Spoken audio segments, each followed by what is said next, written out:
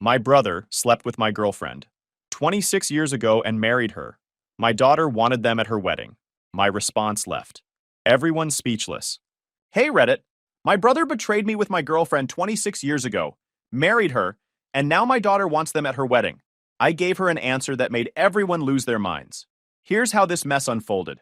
I'm Blake, 46 male, and this story starts way back when I was 20 years old.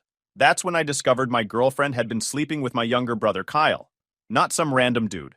My own flesh and blood. The betrayal didn't just hurt, it burned. Like someone took a blowtorch to everything I thought I knew about family loyalty and trust. I told Kyle right then and there that he was dead to me. Not my brother, not family, just some guy who happened to share DNA. My family never got it. They acted like time would magically fix everything. Like betrayal has an expiration date or something. They'd invite both of us to holidays and act shocked when I wouldn't show. Eventually, I made it clear, if they had to choose between inviting me or Kyle to family events, they should pick him. Because I refuse to breathe the same air as that guy ever again. That's been my line in the sand for 26 years. Non-negotiable. Not up for discussion. Not interested in healing or moving forward or any other motivational poster nonsense people love throwing around. Fast forward to last month. My daughter Hannah sits me down with this serious look on her face. She's getting married next spring, which should be happy news. Except the words that came out of her mouth made my blood pressure spike. She's inviting Kyle and his family to her wedding. Not just Kyle. Kyle and Rachel. Yeah, that Rachel, my ex-girlfriend who he married after stabbing me in the back. And here's the kicker. Hannah's been secretly building a relationship with them for the past 4 years. Behind my back. Meeting up for coffee, having dinners, playing happy family. She wants her cousin, Kyle and Rachel's daughter, the product of their affair, to be the flower girl. I sat there processing this information while my daughter looked at me with this hopeful expression like I was supposed to smile and give my blessing or something. If Kyle's invited, I won't be there, I told her straight up, and I won't be paying for the wedding either. Hannah's face went from hopeful to furious in about 2 seconds. Started going off about how I was holding on to the past, making her wedding about my grudges, being selfish and unreasonable. The argument escalated fast. Voices raised, doors slammed, Hannah left crying. My phone started blowing up within hours. First was my ex-wife Jennifer, calling me every name in the book. Said Hannah was devastated, that I was being ridiculous, that it happened decades ago, and I needed to get over it. Then my parents jumped in with their 2 cents. Same song, different verse. I'm being unreasonable. Kyle's changed. Time heals all wounds. Family is forever. All the greatest hits from the Enablers playbook. I stopped answering calls. Let them go to voicemail. Deleted texts without reading them. My girlfriend Lisa was more diplomatic about it. Suggested maybe I should reconsider. Apologized to smooth things over. Said I might permanently damage my relationship with Hannah over this. But here's what nobody seemed to get. This wasn't about holding a grudge. This was about basic respect and boundaries. Kyle didn't accidentally trip and fall onto my girlfriend. He made a choice. They both did. And now everyone expected me to pretend it never happened just because enough calendar pages had turned. The whole situation left me feeling isolated, but weirdly calm. If standing my ground meant losing relationships, maybe those relationships weren't built on anything solid to begin with. Let me paint you a picture of what happened 26 years ago, so you understand why I'm not interested in playing happy family. I was 20, working part-time at an auto shop while taking community college classes. Had dreams of maybe opening my own place someday, or at least becoming a master mechanic. The work was honest, paid decent, and I was good at it. My boss Jake had started teaching me the business side of things, talking about potential partnerships down the road. Rachel was my girlfriend of 2 years. We'd met in high school during junior year when she transferred from across town. She was beautiful, smart, funny. Everyone said we were that couple, the ones who'd probably get married right out of high school but waited to be responsible about it. We talked about futures and plans and building something together. I'd been saving for an engagement ring, had it picked out at the jewelry store downtown, putting money away every paycheck. Figured I'd propose on her 21st birthday, maybe 6 months away. We'd looked at apartments together, talked about what kind of wedding her parents could afford, discussed whether we wanted kids right away or wait a few years. Kyle was 18, still living at home, working retail at the mall and supposedly figuring out his life. He dropped out of community college after 1 semester, said it wasn't for him. My parents were disappointed but tried to be supportive, kept saying he'd find his path eventually, that not everyone was cut out for traditional education. He'd always been the charming one growing up. Smooth talker, knew how to work a room, could convince anyone of anything with that smile and those quick comebacks. My parents loved that about him. Saw it as social skills instead of what it actually was. The ability to manipulate people into giving him what he wanted. Looking back, the signs were there. I just didn't want to see them. Kyle started offering Rachel rides when my car was in the shop, which happened frequently because I drove a beat-up truck that was more rust than metal. He'd swing by her workplace, save her the bus ride home. Made sense at the time. He was my brother. She was my girlfriend. Why wouldn't I want them to get along? They'd joke around when she came over to the house. Inside jokes I wasn't part of. References to conversations they'd had without me. Little touches on the arm when they laughed. Rachel would sit next to Kyle at family dinners instead of next to me. Said she wanted to get to know my family better. My best friend Tyler mentioned once that he'd seen them having coffee together at the mall. Probably just hanging out, he said, but there was something in his voice that suggested he didn't quite believe it. I'd brushed it off, told him Kyle and Rachel were friends. No big deal. Looking back, I was an idiot, but I trusted both of them. Why wouldn't I? He was my brother, she was my girlfriend. Some things should be sacred, right? Wrong. Found out the classic way. Came home early from work one day because we'd finished a job ahead of schedule. Jake had let me leave at noon instead of 5. Said I'd earned it after pulling a double shift the day before. I was planning to surprise Rachel, maybe take her for an early dinner somewhere nice. Walked into my parents' house. I was still living there trying to save money for that engagement ring and eventual apartment, and the place was quiet. Too quiet. My parents were at work. Should have been empty except for Kyle, who had the day off. Then I heard noises from upstairs. From Kyle's room. Not subtle noises either. The kind of sounds that made my stomach drop before my brain even processed what they meant. I stood at the bottom of the stairs for probably 30 seconds. Frozen. Part of me wanted to turn around and leave. Pretend I hadn't heard anything. Walk away and live in blissful ignorance. But I couldn't. Had to know for sure. Climbed those stairs feeling like I was walking to my own execution. Each step was harder than the last. My hands were shaking when I reached Kyle's door. Could hear them clearly now. No mistaking what was happening behind that door. Opened it without knocking. Didn't even think about it. Just turned the handle and pushed. There they were, my brother and my girlfriend, in his bed that I'd helped him move into that room 5 years ago. In the middle of the afternoon like they didn't have a care in the world. Like they weren't destroying everything I'd built my future around. The look on their faces when they saw me was almost comical. Rachel started crying immediately, grabbing for sheets to cover herself. Her makeup was smeared, hair everywhere. She looked terrified. Good. Kyle had this deer in headlights expression that quickly shifted to something worse. Defiance. Like he'd been caught, but wasn't sorry about it. Like the only thing he regretted was getting caught. I stood there in the doorway, keys still in my hand. My work shirt still had grease stains from the morning. I'd been planning to shower and change before surprising Rachel with that dinner. The irony wasn't lost on me. How long? I asked. My voice came out surprisingly steady, calmer than I felt. Like I was asking about the weather instead of watching my entire world implode. Rachel couldn't look at me, kept her eyes down, tears streaming. Kyle met my eyes with this challenge in his expression, daring me to react, wanting me to lose my temper so he could play the victim. Does it matter? Kyle said. Not sorry, not apologetic, just challenging. Yeah, it matters. 3 months, Rachel whispered, still not looking up. 3 months, 90 days, a quarter of a year. Dozens of times I'd kissed her goodnight, held her hand at the movies, made plans for our future while she was sleeping with my brother behind my back. All those rides home from work, all those coffee dates at the mall, all those inside jokes I wasn't part of. I did the math in my head without meaning to.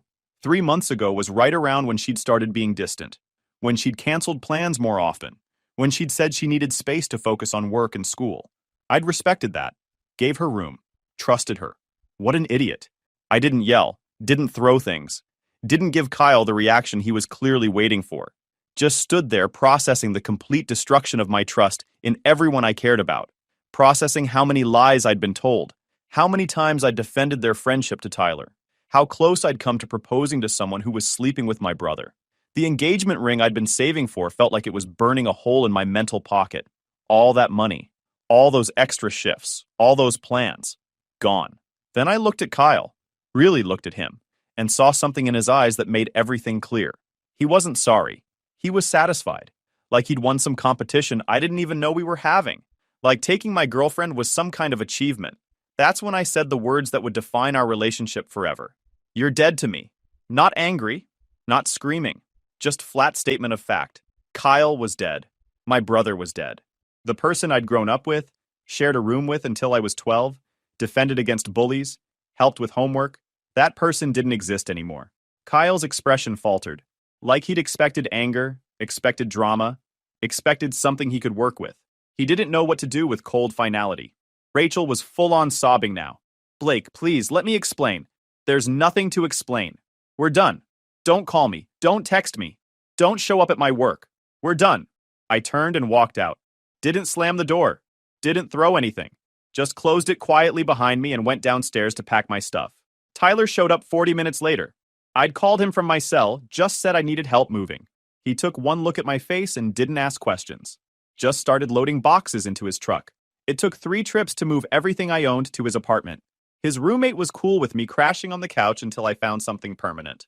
Tyler kept asking if I was okay, if I wanted to talk about it. I told him Rachel had been sleeping with Kyle for 3 months. He stopped asking questions after that.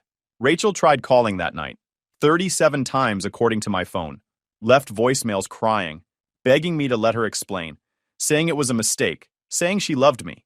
I deleted them all without listening past the first 10 seconds. Kyle called once. I answered. We need to talk about this like adults, he said. There's nothing to talk about. You're dead to me. Come on, don't be dramatic. I hung up, blocked his number, blocked Rachel's number, changed my work schedule so I wouldn't run into her on her way to the bus stop. Tyler asked if I wanted to go out, get my mind off things. I said no. I just wanted to work, throw myself into something that made sense, something with clear problems and clear solutions, something that didn't involve trusting people who'd stab you in the back. Jake noticed I was working more hours, taking the worst shifts, volunteering for the jobs nobody else wanted. He pulled me aside one day and asked if everything was okay at home. Home's fine, I lied. Just saving money. For that ring? No, for a new place. Living situation changed. Jake nodded like he understood. Take care of yourself, kid. Job's important, but it's not everything. But right then, the job was everything. It was the only thing that made sense. The only thing I could count on. Show up, do the work, get paid, no lies, no betrayal, just honest labor and fair compensation. Some betrayals don't deserve second chances. That was the lesson I learned at 20, the lesson I'd carry for the next 26 years. The lesson everyone seemed to think I should have unlearned by now. But some lessons stick. My parents tried to stay neutral, which is just another way of choosing the betrayer over the betrayed. They'd invite both of us to holidays. When I wouldn't come if Kyle was there, they'd get upset with me for causing problems, instead of being mad at him for sleeping with his brother's girlfriend. Eventually, I made my ultimatum clear. Choose Kyle for family events. I'll spend them somewhere else. No drama, no arguments, just physical distance from people who thought what he did was forgivable. Kyle and Rachel got married 2 years later, had their kid a year after that, built a whole life on the foundation of my destroyed relationship, and everyone acted like that was fine, normal even. Now, 26 years later, that same lack of accountability was showing up in my daughter's wedding planning, history repeating itself in the most predictable way possible. 2 weeks after the initial blow-up with Hannah, I came home from work on a regular Thursday expecting a normal evening. Maybe order some food, watch some TV, decompress from the day. Instead, I walked into my living room and found Kyle and Rachel sitting on my couch like they belonged there. I froze in the doorway. My keys were still in my hand, door still open behind me. What the hell is this? Hannah jumped up from the chair she'd been sitting in. Dad, don't freak out. I invited them over so we could talk. Talk? I looked between the 3 of them. You ambushed me in my own house. It's not an ambush, Hannah insisted. We just need to have a conversation like adults. Kyle stood up slowly. He'd aged, obviously. More gray in his hair, some extra weight around the middle. But he still had that same look in his eyes, like he thought he could charm his way through anything. Blake, it's been 26 years, he started. Don't you think it's time we moved past this? No. Rachel cleared her throat. She'd aged too, but tried harder to hide it. We understand you were hurt. Stop. I held up a hand. You don't get to minimize this. You don't get to tell me how I should feel, or how long I should feel it. Hannah moved between us like a referee. Dad, please, just hear them out. They want to apologize. They've had 26 years to apologize. Little late now. Kyle tried again. Look, we made mistakes when we were young. We were kids. People change. Kids? I laughed, but there was no humor in it. You were 18, old enough to know that sleeping with your brother's girlfriend was wrong? Old enough to understand betrayal? Can we please just sit down and talk about this calmly? Hannah pleaded. I looked at my daughter. Really looked at her. She had her mother's eyes, but my stubborn jaw.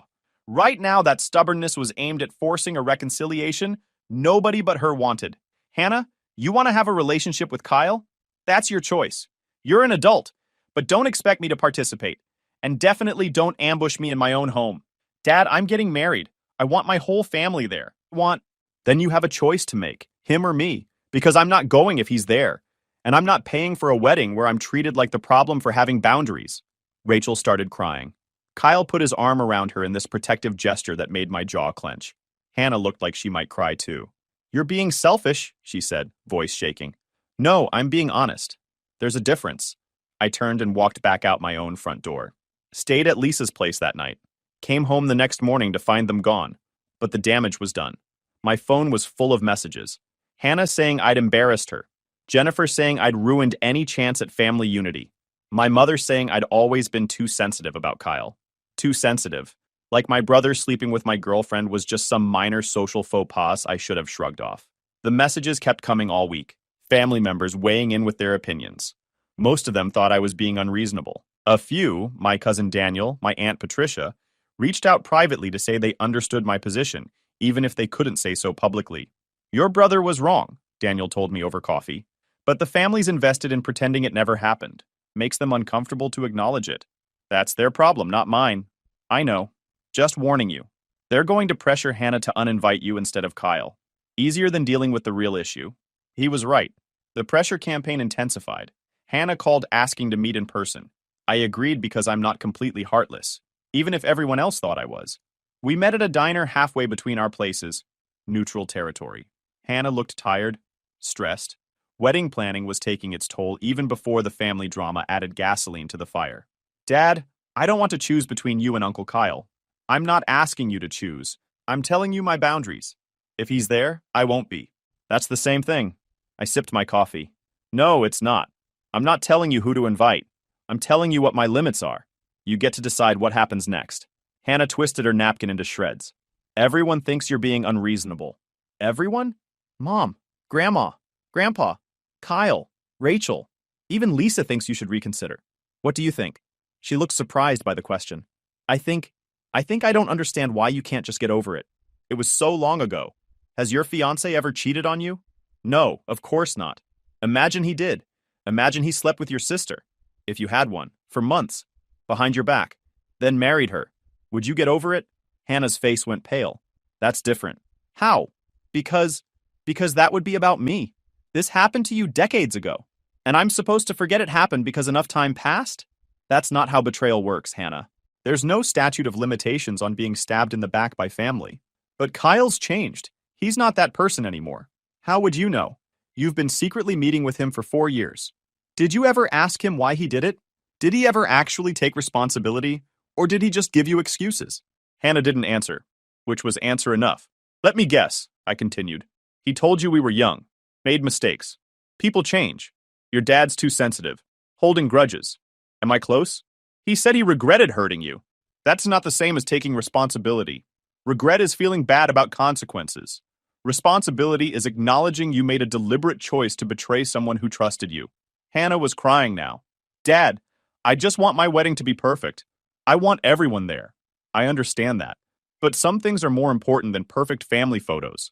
Like self-respect. Like boundaries. Like not rewarding people who've shown they don't respect you. So that's it? You're just not coming?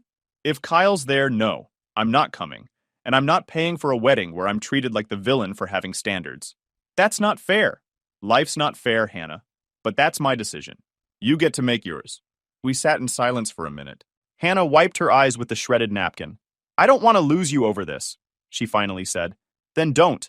But I'm not compromising on Kyle. That's my line in the sand.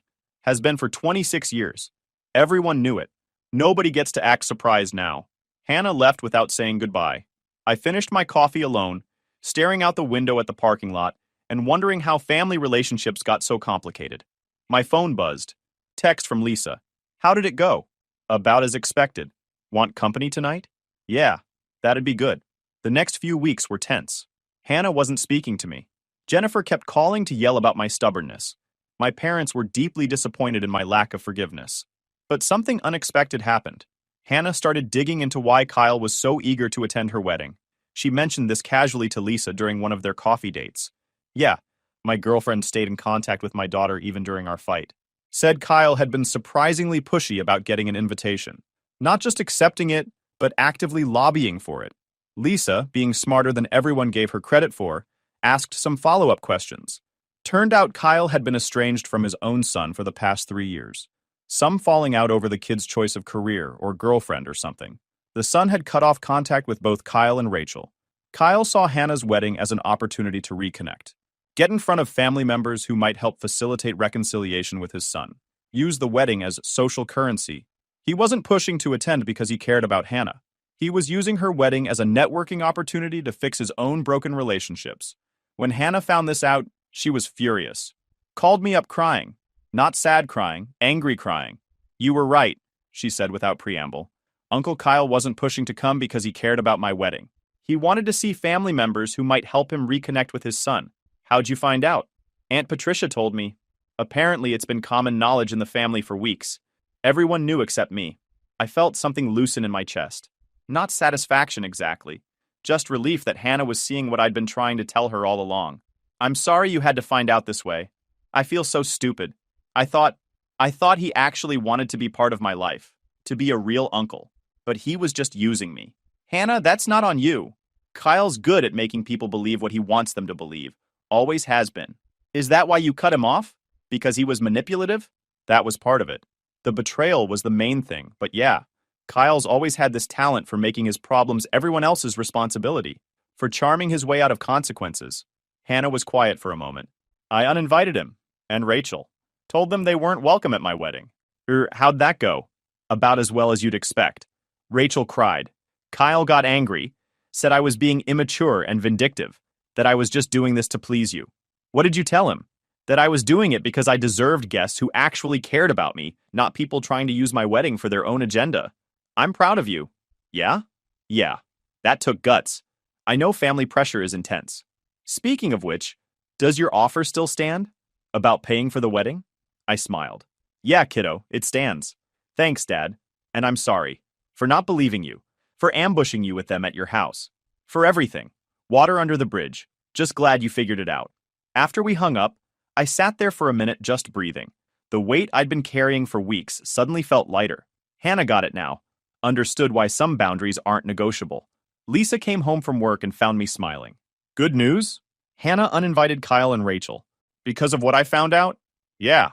She finally saw what I've been seeing for 26 years. Lisa hugged me. Proud of you for not backing down. That couldn't have been easy. Nothing about this was easy. But some things are worth standing firm on. The family reaction to Hannah's decision was predictably dramatic. My mother called sobbing about family unity. My father sent a long email about forgiveness and moving forward. Jennifer was oddly quiet, which meant she was probably rethinking her earlier position. Kyle sent Hannah a series of texts ranging from apologetic to accusatory. She showed me some of them. Lots of, I thought you were mature enough to understand, and your father's poisoned you against me, mixed with, I was just trying to support you. Classic Kyle. Never taking actual responsibility, always deflecting. But the extended family split in interesting ways. My cousin Daniel publicly supported Hannah's decision on social media, which surprised everyone. Aunt Patricia called to say she was proud of Hannah for setting boundaries. A few family members went the other direction. My uncle, Kyle's godfather, posted something passive-aggressive about respecting elders and honoring family. My mother's sister sent Hannah a long message about forgiveness. Hannah handled it like a champ, responded politely but firmly to everyone, made it clear this was her decision, not mine, and she wasn't interested in debating it. The wedding planning continued. Hannah and her fiancé, good kid named Thomas, who worked in accounting, picked a venue, chose flowers, all that stuff. I didn't really understand but paid for anyway. Lisa helped coordinate with Jennifer to make sure everything ran smoothly, despite our complicated history. Turned out Lisa and Jennifer actually got along well, which was both weird and convenient. 2 months before the wedding, Kyle made one last attempt. He showed up at my workplace. Just walked right into the auto shop where I'd been working for the past 15 years, now as part owner. Asked if we could talk.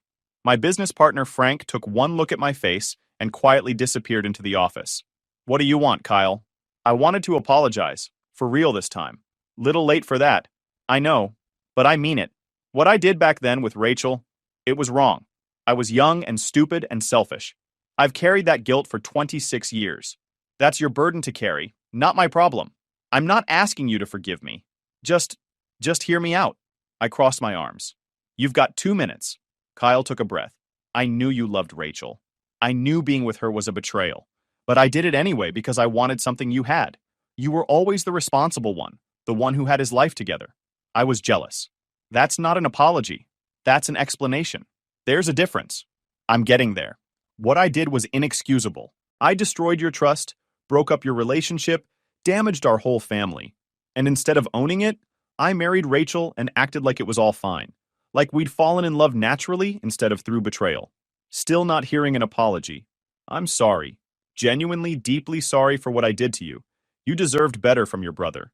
I stood there looking at him. Part of me wanted to accept it, to believe he'd actually changed, but the rest of me remembered 26 years of enabling family members, of watching him face no real consequences, of being told I was the problem for not forgiving him. Okay, I finally said. Okay? I accept that you're sorry. Doesn't change anything, but I believe you feel bad about it. Kyle looked confused. So, we're good? No, we're not good. You apologized. I accepted it. That doesn't mean we have a relationship. Doesn't mean I trust you. Doesn't mean I want you in my life. But I apologized. Right. And I said I accept it. But an apology doesn't erase 26 years of betrayal and consequences. It's a start, maybe, but it's not a magic reset button. So what? We're just never going to be brothers again? We haven't been brothers since I was 20. That's not changing because you finally feel guilty enough to say sorry. Kyle's face hardened. Hannah was right about you. You are stubborn. Yep, and I'm okay with that. He left without another word. I went back to work. Frank came out of the office once Kyle's car pulled away. That looked intense. He apologized. And nothing. Some things can't be fixed with sorry. Frank nodded. Fair enough. Want me to ban him from the property? Nah. He's not coming back. He got what he came for. The opportunity to feel like he tried. Now he can tell everyone I'm the unreasonable one for not accepting his apology. You think he'll do that? Absolutely. But I don't care anymore. And weirdly, I really didn't. For 26 years, I'd carried this anger, this hurt, this sense of betrayal. Kyle's fake apology hadn't fixed any of that. But something about watching him fumble through it, seeing how hollow it was, released something in me. He was still a manipulator, still self-centered, still the same guy who'd betrayed me decades ago. But he didn't have power over me anymore. I wasn't angry, just done. Lisa noticed the difference that night. You seem lighter. Kyle showed up at work. What? Did you punch him? I laughed. No, he apologized. Sort of. How'd that go? Exactly like you'd expect. He said sorry, I accepted it. He got mad that I didn't immediately forgive everything. And how do you feel? Fine. Actually fine. He doesn't matter to me anymore. The apology didn't matter. He doesn't have any hold over me. Lisa squeezed my hand. That's growth, or just exhaustion. Either way, I'll take it. Hannah's wedding day arrived on a perfect spring Saturday. Clear skies, comfortable temperature, everything a bride could want. I wore the tux Hannah had picked out. Lisa looked amazing in her dress. Jennifer was cordial when we arrived at the venue, focused more on making sure Hannah's day went smoothly than on our complicated history. Thomas's family was there. Nice people, welcomed me warmly. My side of the family was smaller after Hannah's uninvitations, but the people who came were genuinely happy to celebrate. Kyle and Rachel weren't there, obviously. A few family members had chosen to skip in solidarity with them, my uncle mostly, plus a couple of cousins who'd always been closer to Kyle. But it didn't matter. The people who needed to be there were there. Hannah looked incredible walking down the aisle. I walked her down since that was tradition, trying not to cry like every dad at every wedding ever. Thomas looked at her like she was the only person in the world. That's all a father can ask for, really. The ceremony was simple, heartfelt. The reception was fun. Good food, decent music, people actually enjoying themselves instead of dealing with family drama. During the father-daughter dance, Hannah leaned in and whispered, "Thank you for standing your ground. I get it now. I'm just glad you're happy. I am. And I'm glad you're here. That's what matters." Later that night, after the cake was cut and the first dances were done, Aunt Patricia pulled me aside. "You did good, Blake. Just showed up and paid the bills." "No, I mean with Kyle, with the boundaries. Too many people in this family enable bad behavior because it's easier than confronting it. You didn't do that. Didn't feel like I had much choice. You always had a choice. You chose self-respect over family peace. That takes courage. I didn't know what to say to that. Patricia patted my arm and went back to the dance floor. The night wound down. Hannah and Thomas left for their honeymoon. Guests slowly departed. Lisa and I were among the last to leave, helping clean up stray decorations and forgotten coats. You okay? Lisa asked as we drove home. Yeah, actually, yeah. That was a good day. Despite everything? Because of everything. Hannah learned something important. About boundaries. About not letting people use you. That's worth more than a perfect family photo. Lisa was quiet for a minute. Then, your brother's an idiot. I laughed. Yeah, but he's not my problem anymore.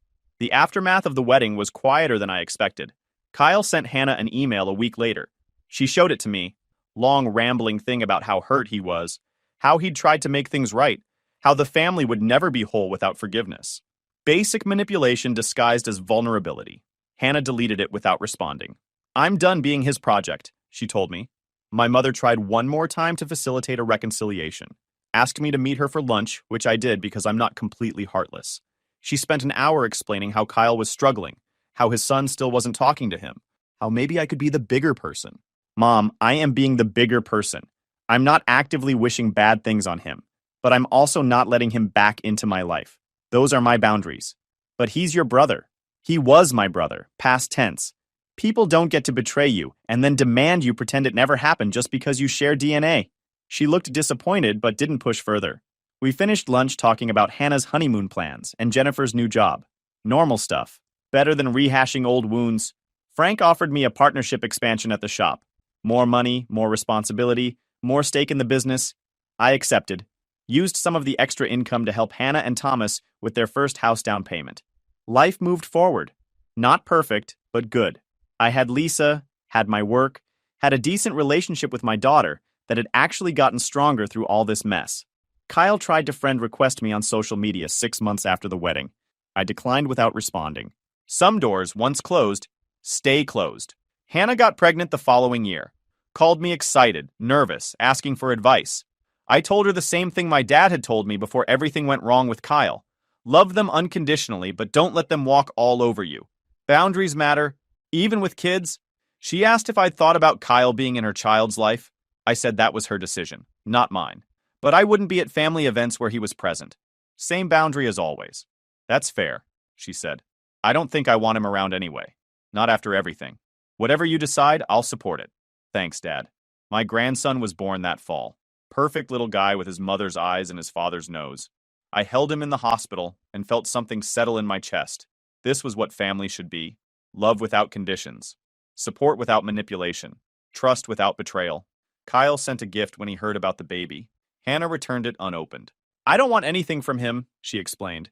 He had his chance, multiple chances. He blew them all. Jennifer asked if I thought Hannah was being too harsh. I said no. She was learning what took me 26 years to accept. Some people don't deserve access to your life, regardless of biological connection. 2 years after the wedding, I got an unexpected call from Daniel. Kyle had been in an accident, nothing life-threatening, but serious enough to put him in the hospital for a few weeks. Family was rallying around him. Are you going to visit? Daniel asked. No. Mom's pretty upset about that. She'll get over it. I'm not changing my boundaries because Kyle got hurt. That's not how this works. Fair. Just wanted to give you a heads up. I appreciated Daniel's straightforward approach. No guilt trip, no manipulation, just information and respect for my decision. My mother called later, as predicted. Tearful appeal about families sticking together in hard times. I listened politely and said I hoped Kyle recovered, but I wouldn't be visiting. He's your brother. He was my brother. A long time ago. That changed when he made his choices. You're really going to hold on to this forever? I'm not holding on to anything, Mom. I'm just not pretending the past didn't happen. There's a difference. She hung up disappointed. I felt nothing. Not anger, not guilt. Just this calm certainty that I'd made the right call 26 years ago, and every day since. Kyle recovered. Life went back to normal. Or whatever passed for normal in my family. Hannah's son turned 1. We had a small party. Lisa, Jennifer, Thomas's family. A few close friends. Simple. Happy. The kind of gathering where everyone actually wanted to be there. No drama, no manipulation, No walking on eggshells around family landmines. Guys, we are so close to hit 100,000 subscribers on this channel. If you are not subscribed to the channel, please consider subscribing. It really helps hit that 100,000 mark. Thanks for making this dream come true.